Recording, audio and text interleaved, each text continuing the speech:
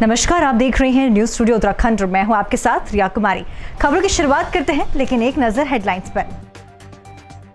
उपचार के दौरान मरीज की मौत, अस्पताल में जमकर हुआ हंगामा, डॉक्टर को मांगनी पड़ी माफी।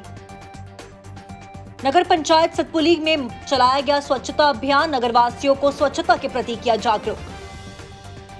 दहशत के साए में ग्रामीणों ने बनाया पलायन का मन, मकान पर लिखवाया घर बिकाऊ है। खबर विस्तार से। खबर श्रीनगर से है, जहां गुलदार के घर में घुसने से हड़कंप मच गया। सूचना मिलने पर मौके पर पहुंची वन विभाग और पुलिस के जवानों ने करीब 4 घंटे की मशक्कत से गुलदार को पिंजरे में कैद किया। वन विभाग के अधिकारियों ने बताया कि गुलदार की उम्र 1.5 साल है और जंगलों में आग लगने के कारण ये आवासीय बस्तियों की ओर आया है। देखिए, ये सुबह श्रीनगर कोतवाली से मुझे फ़ोन से सूचित किया गया कि कोई मिस्टर डोभाल हैं, उनके घर में एक लेपर्ड घुसा हुआ है। तो सूचना का संज्ञान लेते ही मैंने अपनी रेस्क्यू टीम को लेकर के मैं मौके पर पहुंचा। काफ़ी मशक्कत के बाद उसे जो यहाँ पौड़ी रेंज नागदेव लाया गया है। जो प्रत्येक दृश्य देखने में लगता है कि वो 1 से 1.5 साल की मादा शावक है। पौड़ी में आगामी 17 मई से ग्रीष्म उत्सव आयोजित होने जा रहे हैं, जिसको लेकर नगरपालिका पौड़ी तैयारी में जुट गया है।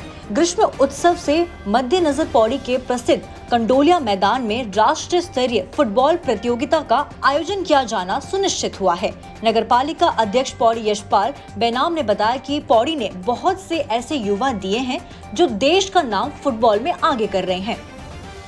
17 मई से इसमें राष्ट्रीय स्तर की टीमें भाग लेती हैं। तो मैं हो गया, हमारे सभासद हो गए, जैसे फुटबॉल प्रतियोगिता संयोजक हैं मेरे जेई हो गए, तो पूरा स्टाफ हमारा यहाँ पे आया। तो फिलहाल हम फील्ड को जो है इसको सही ढंग से बना रहे हैं। हालांकि उसके बाद हमारा जो 15 करोड़ का एस्टिमेट शासन को गया है, उस हिसाब से काम होगा।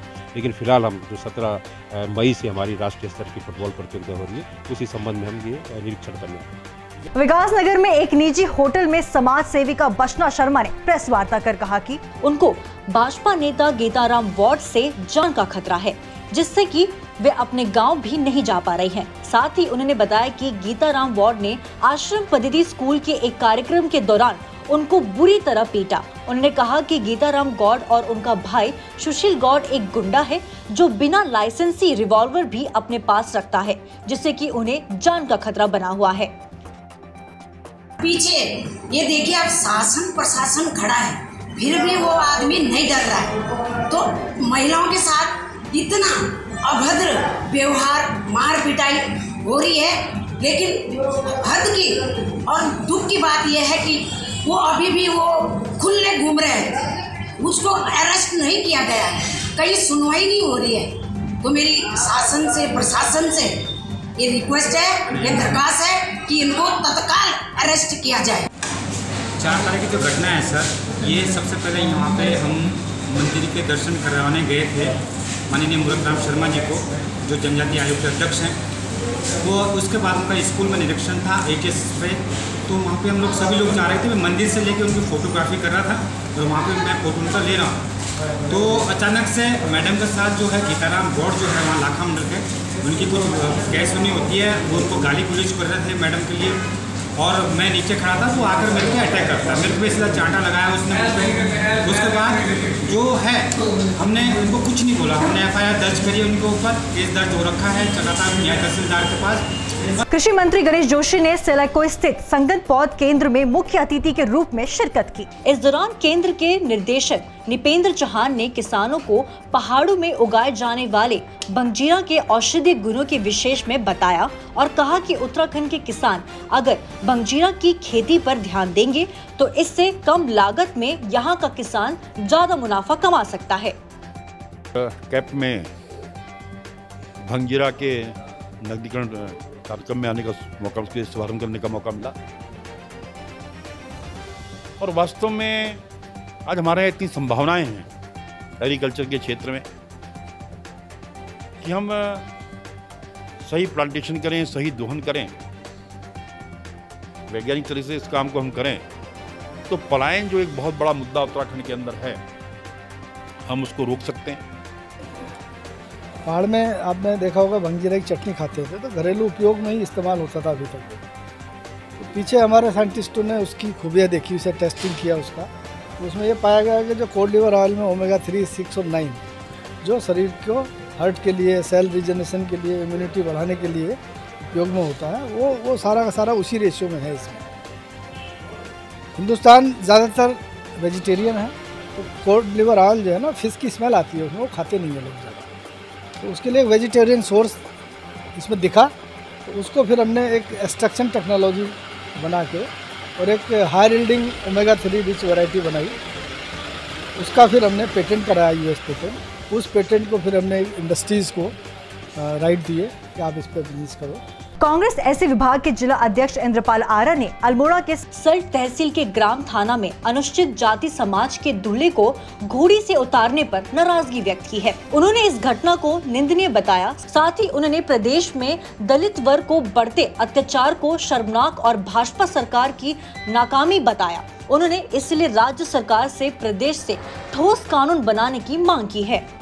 बात कर रहे हैं, देश को आगे बढ़ाने की बात कर रहे हैं, लेकिन आज भी ऐसी मानसिकता के लोग इस में रह रहे हैं, और ऐसे लोगों के ऊपर जब तक कड़ी कार्रवाई नहीं होगी, जब तक इनको ऐसा ठोस कानून नहीं लाया जाएगा ताकि आगे को भी ऐसी घटना ना हो पाए, मैं घोर निंदा करता हूं। और ऐसे दोषी को तुरंत सज़ा मिले, और बिल्कुल इससे मिले जुले जो भी इनके षड्यंत्र रच रहे हैं, जो इस तरीके की घटना लगातार आ रही है, तो ऐसे लोगों को विराम लगना जरूरी है। लालको नैनीताल दुग्ध संघ के अध्यक्ष और उत्तराखंड कोऑपरेटिव डेयरी फेडरेशन के प्रशासक मुकेश बोरा की मेहनत रंग लाई है। मुकेश बोरा की मेहनत रंग लाई है। उनके प्रयास से प्रदेश के दुग्ध उत्पादकों और पशुपालकों को बड़ी राहत मिलने जा रही है। पशुपालकों और दुग्ध उत्पादकों को अब भूसा 50% सब्सिडी पर दुग्ध समितियों पर उपलब्ध मिलेगा, जिसका सीधा लाभ पशुपालकों और दुग्ध उत्पादकों को मिलेगा। भूसे की जो गंभीर समस्या थी, उसके निदान के लिए उन्होंने पूरे प्रदेश से भूसे को बाहर जाने पर रोक लगाने का शासनादेश कराया। शासनादेश ही नहीं कराया कि साथ ही जिलाधिकारियों को सख्त निर्देश दिए हैं, और जिसमें जिलाधिकारियों द्वारा त्वरित कार्रवाई की है। उसके लिए मैं माननीय मंत्री दुग्ध विकास सौरभ वर्मा जी का पुनः आभार प्रकट करता हूं। हमेशा सुर्खियों में रहने वाले रुड़की के विनय विशाल अस्पताल में उपचार के दौरान एक मरीज की मौत हो गई, जिसके बाद मरीज के परिजनों ने अस्पताल में जमकर हंगामा काटा और डॉक्टर पर इलाज में लापरवाही का आरोप लगाया। वहीं काफी समझाने बुझाने के बाद मरीज के परिजन माने, वहीं अस्पताल के डॉक्टरों ने मृतक मरीज के परिजन सार्वजनिक माफी मांगी और उनके पैसे वापस किए, तब जाकर कहीं हंगामा शांत हुआ, जिसके बाद मृतक मरीज के शव को उसके परिजन अपने साथ ले गए। परसों रात हमने यहाँ एडमिट करा था। कल आज 8 बजे तक ये बिल्कुल ठीक थी। डॉक्टर साहब के साथ लड़ रही थी और डॉक्टर साहब ने इन्हें डांटा और इन्होंने डॉक्टर साहब को डांटा। उसके बाद पता नहीं इन्होंने क्या एंजियोग्राफी वो कराई।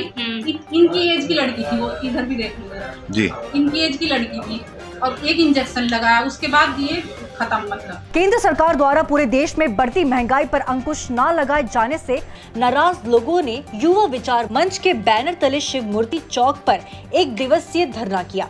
लोगों का आरोप था कि केंद्र सरकार प्रदेशों पर लगातार बोझ डाल आम जनता की जीना मुहाल किए हुए है। मंच के वरिष्ठ सदस्य मुरली मनोहर ने कहा कि जब तक सरकार महंगाई कम नहीं करती, तब तक युवा मंच इस तरह का जन जागरण और विरोध प्रदर्शन करता रहेगा। आज महंगाई के खिलाफ हमारे साथियों ने ये धरना प्रदर्शन किया, मैं इसका समर्थन करता हूं और आपके साथ हूं हमेशा। ऋषिकेश नगर निगम सभागार में राष्ट्रीय आपदा प्रबंधन प्राधिकरण के सदस्य राजेंद्र सिंह ने 4 धाम यात्रा में व्यवस्थाओं को बेहतर करने के लिए संबंधित विभागीय अधिकारियों की बैठक ली, जिसमें एनएच परिवहन विभाग, जिला प्रशासन के अधिकारी मौजूद रहे। 4 धाम यात्रा में आने वाले श्रद्धालुओं को बेहतर सुविधा उपलब्ध कराई जाए, इसको लेकर मंथन किया गया। वहीं अतिक्रम, सफाई व्यवस्था, मौसम संबंधित जानकारी जैसे व्यवस्थाओं को दुरुस्त करने के निर्देश तत्काल दिए गए। जो यहाँ पे एनडीएमए के जो नेशनल डिजास्टर मैनेजमेंट अथॉरिटी के जो सदस्य महोदय आए थे, उनके द्वारा यहाँ पे 4 धाम के संबंध में एक कोऑर्डिनेशन मीटिंग ली गई है, जिसमें लगभग सभी समस्त विभागों के प्रतिनिधि यहाँ पर मौजूद थे। और इस कोऑर्डिनेशन मीटिंग में क्या क्या समस्याएं हमें 4 धाम यात्रा में आ रही हैं, उस पर विचार किया गया। नगर पंचायत सतपुली में HDFC बैंक द्वारा आयोजित कार्यक्रम के तहत SDM सतपुली संदीप कुमार ने नेतृत्व में स्वच्छता अभियान चलाया गया। जिसमें तहसील प्रशासन, थाना सतपुली, नगर पंचायत और इंटर कॉलेज सतपुली के छात्र छात्राओं को द्वारा नगर में रैली निकालकर नगर वासियों को स्वच्छता के प्रति जागरूक किया और पॉलिथीन न प्रयोग करने की अपील की। साथ ही नगर में कूड़े को साफ कर स्वच्छता अभियान चलाया गया।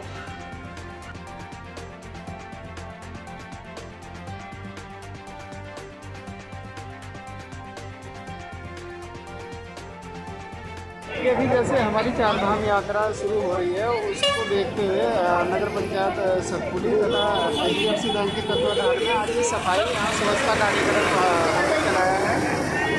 इसमें हमने NSS के बच्चों को भी सम्मिलित किया ताकि लोगों में एक मैसेज दे सकें कि हमें साफ सफाई रखनी चाहिए, स्वच्छता रखनी चाहिए। चार धाम यात्री जितने भी आते हैं उनके लिए भी हमने पैम्फलेट छपवाए। बुग्गावाला थाना क्षेत्र के बादीवाला ग्राम में 25 बीघा जमीन की धोखाधड़ी का मामला सामने आया है। वहीं पीड़ित पक्ष के द्वारा थाना बुग्गावाला में तहरीर देकर आरोपी के खिलाफ कार्रवाई की मांग की गई है, जिसके आधार पर थाना बुग्गावाला ने मुकदमा दर्ज कर लिया गया है।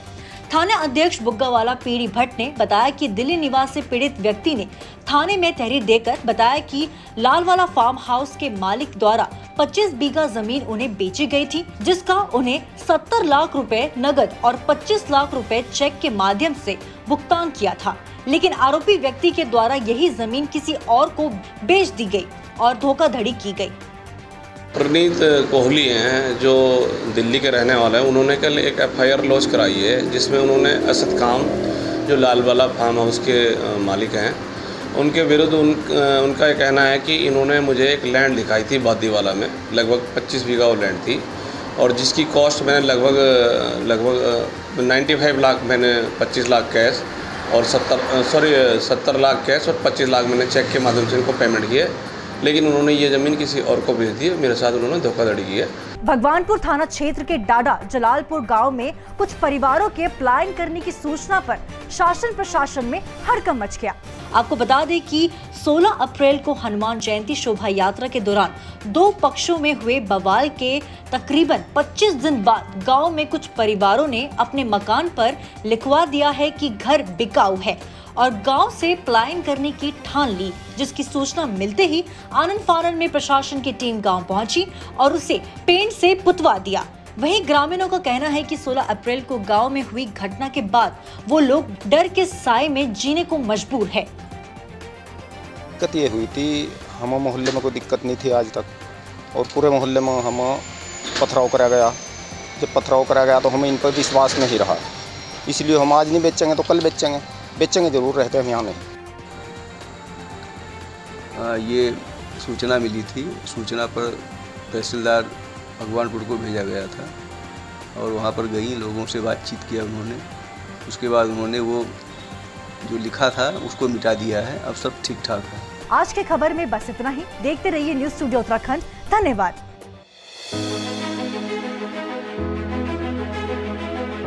उत्तराखंड के मुद्दे रोजगार से कामगार तक, पर्यटन से पर्वतों तक, सत्ता के गलियारों से हर गांव की गलियों तक, कर्णधारों की कलम से आम आदमी के हितों तक। और भी होगा बहुत कुछ देवभूमि से जुड़ा, देवभूमि के बारे में, देवभूमि के वासियों के साथ, सिर्फ न्यूज़ स्टूडियो उत्तराखंड पर। खबर उत्तराखंड की।